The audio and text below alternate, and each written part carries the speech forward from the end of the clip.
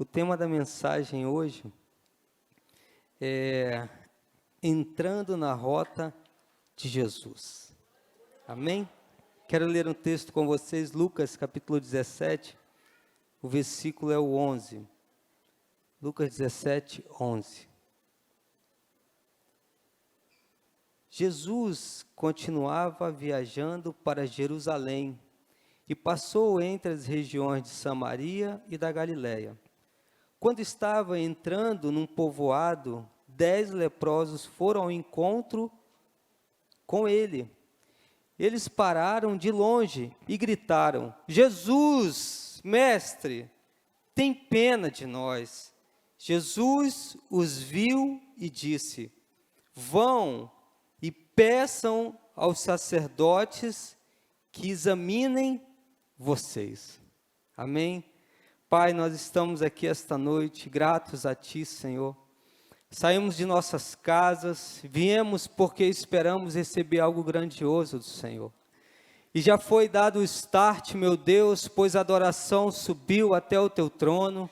E agora fala aos nossos corações de forma, meu Deus, que a Tua palavra venha de fato fazer aquilo que o livro de Hebreus declara, dividir, meu Deus, fazer a divisão daquilo que é natural, daquilo que é espiritual, daquilo que, meu Deus, nos ensina esta noite, Pai, que a fé não é um sentimento, por mais que nós não estejamos sentindo, por mais que nós não estejamos vendo, a Tua palavra declara que a fé, meu Deus, ela vem pelo ouvir e ouvir a Tua palavra. Então que neste momento a Tua palavra gere em nossos corações uma fé, meu Deus, inabalável, indestrutível, e que nós saiamos daqui esta noite, meu Deus, completamente transformados pelo poder da Tua palavra. É a Tua palavra, meu Deus, que nós anseiamos, é pela Tua palavra que nós estamos aqui, é pela Tua palavra que os céus existem, é pela Tua palavra que nós fomos feitos, é o poder da Tua palavra que nos limpa, é o poder da Tua palavra que nos transforma.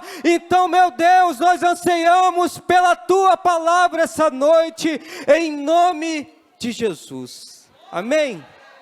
Glória a Deus. Interessante nesse texto aqui, que Jesus ele está caminhando e ele passa ali pelo meio de Samaria, ele passa ali pelo meio da Galiléia, e ele está indo sentido a Jerusalém, porque Jesus ele tem um objetivo, Jesus ele tem um alvo, chegar em Jerusalém, pois estava perto de se entregar, e ali ser crucificado, ao terceiro dia ressuscitar e nos permitir estar aqui essa noite, amém? Esse era o objetivo de Jesus nessa ocasião. E Jesus então, ele vai na sua trajetória. É muito importante a gente entender que Jesus ele tinha uma trajetória e ele estava indo no seu caminho. Quando ele chega ali próximo à entrada de Jerusalém, 10 leprosos gritam Jesus. Jesus, tem compaixão de nós, Jesus, tem misericórdia de nós. E Jesus, ele indo aqui nessa reta, Jesus, ele se vira para aqueles leprosos. E quando os olhos de Jesus olham aqueles leprosos, olhos como chama de fogo, conforme nós louvamos, olhos que olham e só no olhar de imediato já acontece algo sobrenatural. E aqueles leprosos têm, eu conjecturo, uma atitude de, meu Deus, Ele olhou para nós. Sabe por quê? Os leprosos, eles ficavam fora da cidade.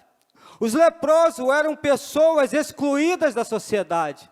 Talvez esses homens tivessem filhos, talvez esses homens tivessem mulheres, talvez esses homens tivessem família, mas eles estavam excluídos da sua família, eles estavam excluídos da sociedade, eles estavam sendo menosprezados porque eles eram leprosos. E quem se importava com o leproso? Qual o valor que aquele leproso tinha? Talvez tenham pessoas aqui aqui pensando isso, quem se importa comigo, qual o valor que eu tenho, mas eu quero te dizer que quando você estava na sua casa se arrumando, os olhos do Senhor te viram, os olhos do Senhor estão te contemplando, os olhos do Senhor estão sobre a tua vida, e quando os olhos do Senhor estão sobre nós, ali há a oportunidade de ser tudo transformado e mudado. Por isso que aqueles leprosos ficaram maravilhados e falaram: epa, ele nos olhou. Jesus, ele nos viu. Que olhar poderoso. Quem daria atenção àqueles homens? Ninguém. A não ser Jesus. Jesus, quando olha para aqueles homens, no olhar de Jesus, tinha tanto amor, que Jesus expressava não em palavras, mas em olhar e dizendo: vocês valem para mim mais do que tudo nessa vida, porque é por causa de vocês, que daqui a alguns dias, eu vou me entregar na cruz. É por causa de vocês que eu vou sofrer. É por causa de vocês que eu estou indo nessa trajetória. Por isso que quando esses homens gritaram, Jesus olha para eles e vê eles de uma forma tão especial. Talvez a sua condição aqui hoje não seja de um leproso, literalmente. Mas talvez você tenha uma doença de rejeição.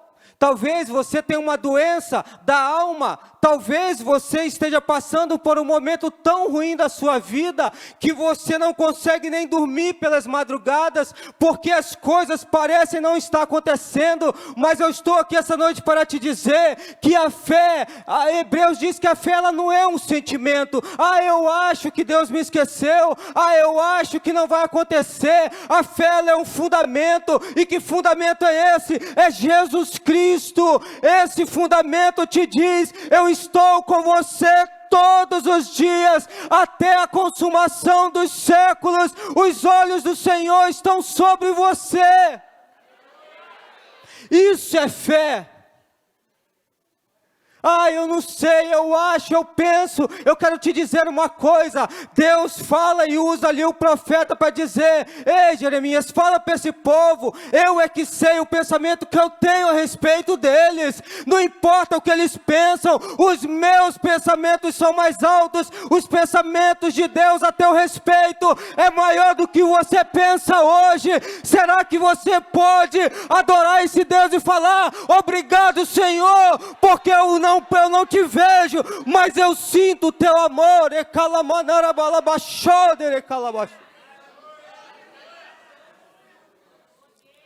Alguém está vendo o Espírito Santo? Não, mas você está sentindo. Sentir é muito melhor do que ver, querido.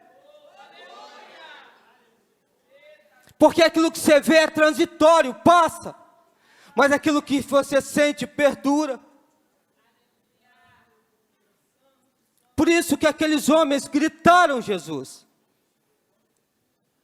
Talvez eu conjecturo que eles falaram assim: olha, a única alternativa é Jesus. A única alternativa minha essa noite é ir àquele culto e de fato receber algo de Deus. Eu quero te dizer essa noite, desde o momento que você aplicou, o teu coração está aqui, você já está recebendo algo poderoso de Deus, porque Deus aceitou. Quando você aceitou vir ao culto, você estava falando: Jesus, olha para mim, olha para o meu lamento, olha para a minha dor.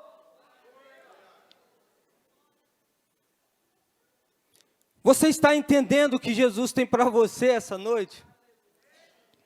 A minha oração essa noite foi essa: Senhor, eu quero entrar naquela igreja, e eu quero sair de lá com algo muito precioso do Senhor para a minha vida, para os meus filhos, para a minha casa, para a minha família.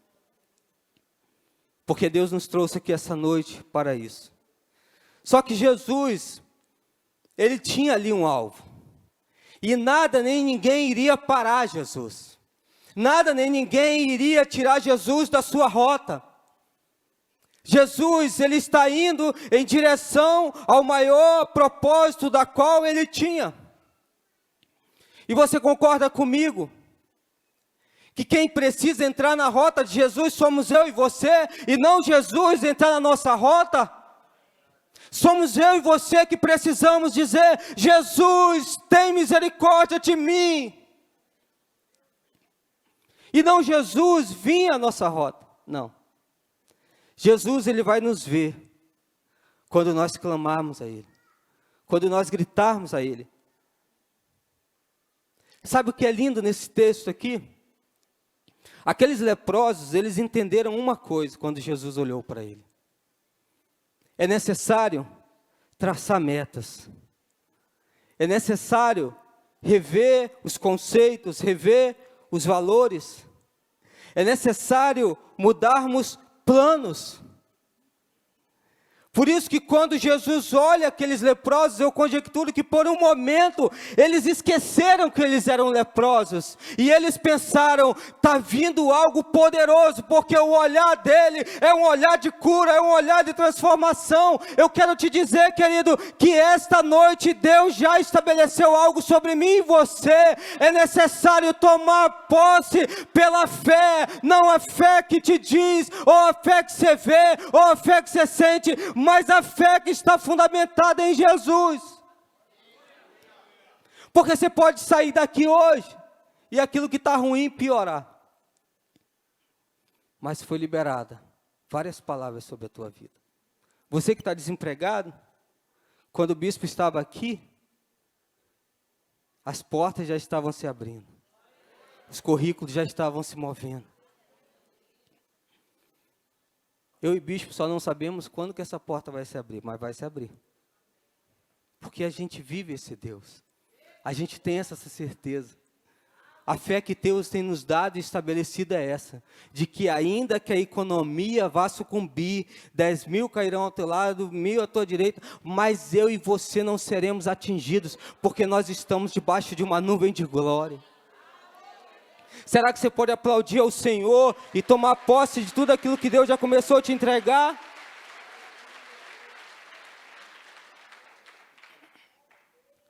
É muito importante você sair desse culto traçando metas novas, planos novos. Sabe por quê? Quando aqueles leprosos gritam e Jesus olha para eles, eles dizem assim: Jesus, está aqui a minha ferida.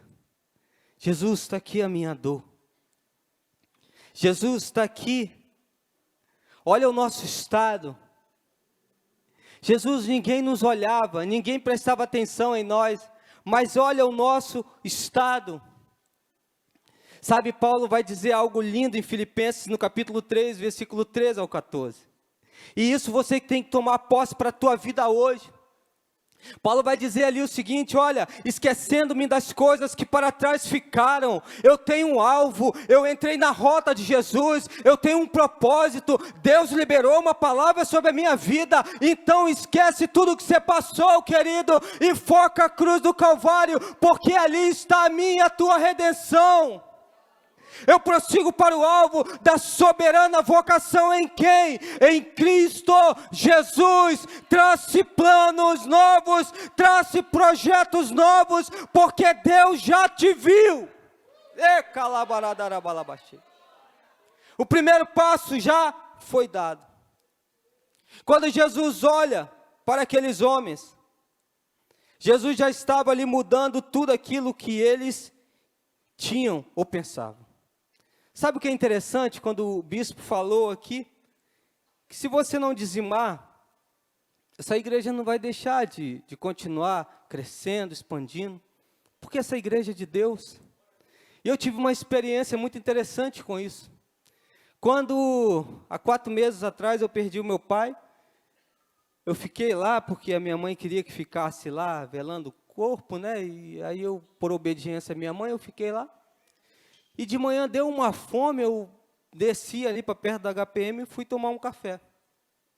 Interessante que quando eu estava tomando café, eu olhei em volta e estava tudo normal. As pessoas trabalhando, o HPM, a ambulância saindo e entrando, nada mudou, nada parou, porque o meu pai foi recolhido.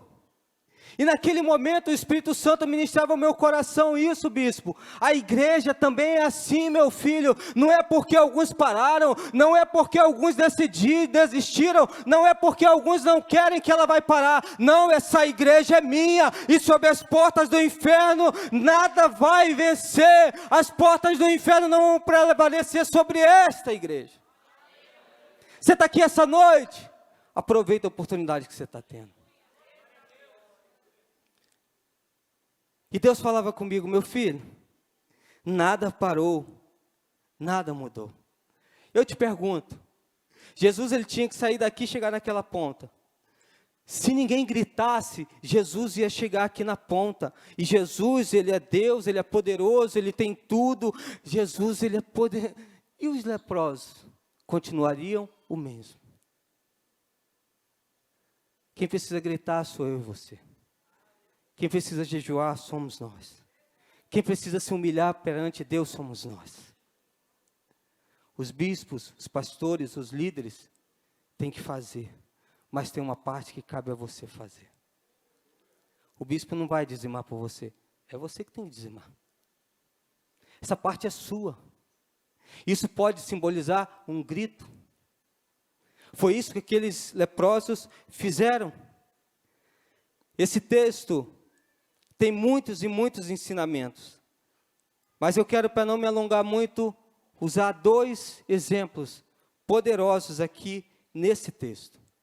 O primeiro é, a trajetória de Jesus era chegar à cruz e vencer o seu último adversário, que é a morte.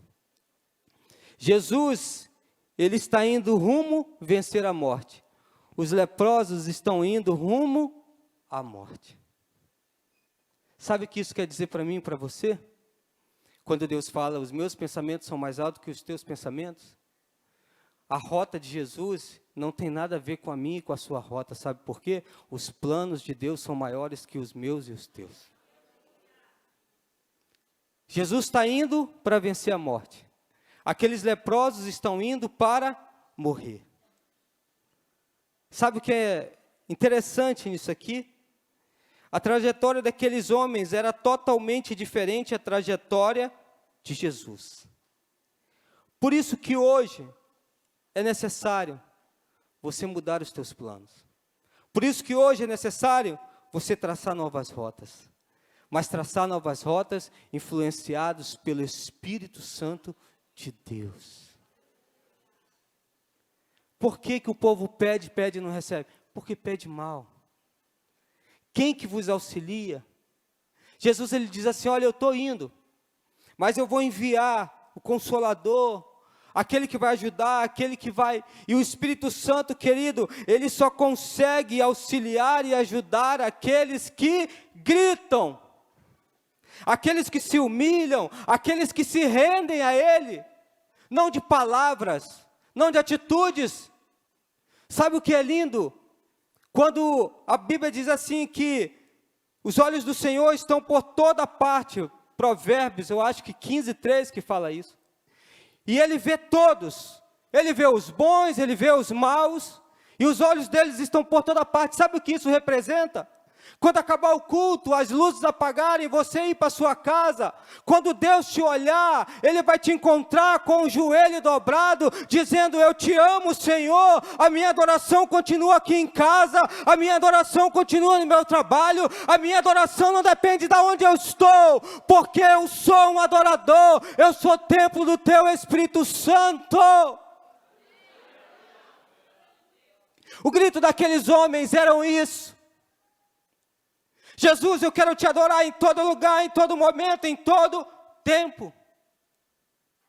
Mas eles tiveram que mudar a trajetória deles. Jesus não mudou a sua trajetória, mas eles mudaram a trajetória por causa de Jesus. Eu e você temos que mudar a nossa trajetória por causa do projeto de Deus na nossa vida. Quantas trajetórias o bispo já mudou? Por amor a Deus. Ah, Deus, eu quero ir para a direita. Deus, não, vai para a esquerda. Aqueles homens mudaram a trajetória e entraram na trajetória de Jesus. Entra na trajetória de Jesus, querido. E pode se levantar o inferno, mas você vai estar de pé. Entra na trajetória de Jesus essa noite. Saia da sua trajetória. Aqueles homens, ao gritarem, aqueles leprosos, ao chamarem, eles estavam mudando de vida. Porque eles não queriam mais sofrer. Segundo o ensinamento, muito importante, é que quando Jesus se compadece deles, Jesus poderia falar bem assim: sejam curados. E eles iam embora curados. Mas sabe o que é mais lindo e poderoso nisso? Jesus não diz sejam curados. Jesus dá uma direção. Jesus hoje está te dando uma direção. E o Espírito Santo está ministrando ao teu coração. Porque o Espírito Santo, ele ministra os nossos corações de forma diferente naquilo onde ele precisa tratar conosco. Você concorda comigo? Jesus precisa ser curado da lepra. Qual a conexão que tem no que Jesus falou com eles? Numa ótica natural, nenhuma. Mas Jesus, ele não vê pela ótica natural. Jesus, ele vê pela ótica espiritual. Então, podem ter muitas coisas que na sua visão não tem nada a ver. Mas Deus já está usando isso como pretexto para te testar. Foi a história do homem da nota fiscal. Aquilo ali foi uma prova a qual ele foi reprovado. Quando aqueles homens dizem: Jesus, tem misericórdia de mim, Jesus vai dizer assim: olha, procurem um sacerdote. Você concorda comigo que aqueles leprosos deviam ter perguntado assim: mas Jesus, o que isso tem a ver com o pedido que nós estamos fazendo? O que isso tem a ver com a nossa necessidade? Jesus, o Senhor não está entendendo. O que nós precisamos é ser curado e não ir ao sacerdote. Sabe por quê? Quem dizia se o homem estava leproso ou não naquela época era o sacerdote. Então aqueles homens talvez falassem assim com Jesus: Jesus, nós viemos de lá, foi esse sacerdote que falou que nós somos imundos. Como que o Senhor pede para nós voltarmos ao sacerdote? Eu quero te dizer uma coisa: Deus estabeleceu sobre sacerdócio e a minha e a sua vida aqui hoje, o bispo e a bispa, e quando eles falarem, porta de emprego se abriu, fala assim: Senhor, eu estou debaixo dessa cobertura, e amanhã eu quero entrar por essas portas que se abriram. Procura o sacerdote. Sabe o que significa procurar o sacerdote? Volta lá no início. Começa tudo de novo. Você está aqui essa noite? Talvez você tenha que começar tudo de novo. Talvez você tenha que refazer tudo de novo. O bispo estava orando aqui falando: Senhor, talvez eu não consiga pagar as contas por culpa minha. Jesus, quando diz assim: olha, volta lá no sacerdote. Sabe o que é lindo em Jesus? Ele vem cumprir a lei e ao mesmo tempo ele exerce a graça. Olha o que diz Levítico capítulo 13, do versículo 1 ao versículo 3.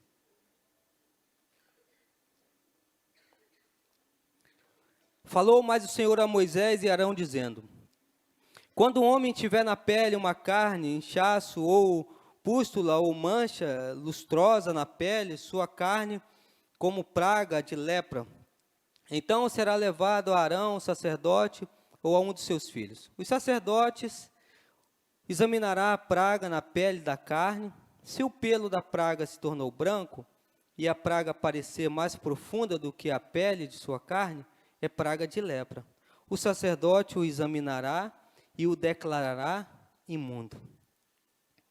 Quando eu estava estudando essa palavra, o Senhor ministrou algo no meu coração, e eu quero fazer uma conjecturação com você dentro daquilo que Deus ministrou no meu coração. Eram quantos leprosos? 10. Quantos voltaram? 1. E a conjecturação que eu quero fazer com você aqui é, quando Jesus diz assim: ei, procure o sacerdote. Talvez, dos 10, 9 leprosos falaram assim: ah, tá de brincadeira. Esse aí é Jesus? Precisamos ser curados e ele nos pede para voltar ao sacerdote? A pessoa que nos declarou impuro? Mas um leproso falou assim: ei, peraí, nós já temos uma sentença de morte. E se nós obedecermos ele e essa sentença for anulada? E se nós obedecermos a palavra dele e chegarmos ao sacerdote e formos curados? E talvez os 9 leprosos pensassem e falassem assim: de fato, vamos lá. Vamos lá, porque se der certo, deu. Se não der, vão os leprosos caminhando sentido ao sacerdote. Vamos botar que esse aqui é o meio do caminho. Os leprosos estão caminhando e nada está acontecendo. Você vai sair daqui, hoje é quarta. Quinta nada aconteceu, sexta nada aconteceu, sábado nada aconteceu, nada. Chegou domingo. Quando eles dão um passo, opa, uma bolinha saiu. Opa, 2 bolinhas saiu. Opa, e a pele vai se transformando. Não foi nem necessário chegar no sacerdote, porque na verdade o que Jesus queria era ver a obediência deles. Quando o nosso bispo libera uma palavra, muitas das vezes Deus está querendo ver a nossa obediência. Quem que instituiu o sacerdote? Foi Deus. Instituiu para quê? Para conduzir o povo. Só que sabe o que é interessante? Quando aqueles 9 estavam com a pele limpinha, eles meteram o pé, saíram correndo. Ficaram tão maravilhados que saíram desesperados. Mas aquele que creu em Jesus, ele voltou. Ele voltou e falou bem assim: Jesus, o que o Senhor fez por mim não tem preço e ninguém nunca faria. O que Deus está fazendo por você hoje não tem preço e ninguém nunca faria. Você está entendendo porque somente um leproso voltou? Escuta bem o que eu vou te falar. Você pode sair dessa igreja e não acreditar em nada que foi ministrado no louvor, não acreditar em nada que o bispo ministrou, não acreditar em nada do que eu estou falando, e nada na sua vida vai mudar. Mas se você sair daqui hoje determinado a viver tudo que foi liberado aqui sobre a tua vida, com certeza tudo vai ser transformado, porque aquele homem que creu, aí Jesus diz assim: ei, não eram 10 leprosos? Porque só você voltou? Porque só você retornou? Sabe o que é interessante nisso aqui? Cadê aquelas pessoas que estavam com você quando você estava bem, ô filho pródigo? Cadê aquelas pessoas que estavam com você quando você tinha muito dinheiro? Cadê aquelas pessoas que estavam com você quando você estava bem? Cadê aquelas pessoas que estavam com você quando você estava vivendo uma vida de bênção? Cadê aquelas pessoas? Sumiram. Quando Jesus disse para aquele homem assim: cadê os demais leprosos? Jesus estava falando o seguinte: a gratidão, escuta bem isso, a gratidão, ela abre portas. Os 9 foram curados? Sim. Mas Jesus agora vai dizer algo a este que voltou: a tua fé te salvou.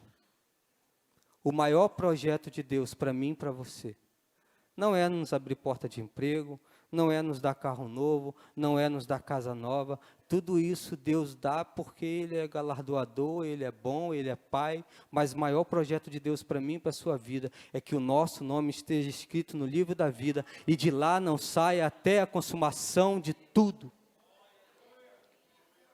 O maior projeto de Deus é esse. Jesus estava indo à cruz do Calvário, perto de destruir a morte, de resgatar novamente a criação de Deus. Aí por isso ele vai dizer para aquele leproso: a tua fé te salvou. Tanto que Jesus vai dizer, seja não somente curado no corpo, mas seja renovado no teu espírito. O propósito de Jesus a ir a Jerusalém era isso, salvar. Mas antes de ele chegar lá, ele já estava salvando, porque as pessoas já estavam buscando a ele. Nada pode ser mais importante em nossa vida do que a nossa salvação. Nada, nada, nada. Nada, nada, nada pode ser mais importante do que a nossa salvação. Querido, pode estar te faltando emprego, pode estar te faltando roupa, sei lá, mas não pode te faltar o temor ao Senhor. O que a Bíblia diz? Que o temor ao Senhor é o princípio da sabedoria. O que é isso? É você saber o momento que você tem que parar e voltar para a rota de Jesus. É você saber o momento que você tem que mudar os teus planos, os teus projetos. É você saber, mediante ao Espírito Santo de Deus, aquilo, você e eu sabemos o que nós precisamos fazer para estar alinhado com o propósito de Deus. Não precisa ninguém dizer. Não precisa. Não precisa ninguém te falar. Você sabe. Então, essa noite, eu já estou finalizando, eu quero te dizer uma coisa. Deus pode te dar emprego, Deus pode te dar casa, Deus pode te dar carro, mas o que Deus mais anseia é por salvar a tua vida, a tua casa e a tua família. Um outro detalhe nesse leproso que voltou. Só um voltou. O Espírito Santo ministrava ao meu coração que pela obediência de um, os 9 foram curados. Pela minha obediência e pela sua obediência, a nossa família vai ser alcançada, a nossa descendência será abençoada, porque nós escolhemos obedecer ao Senhor. Você pode aplaudir ao Senhor e glorificar a Ele?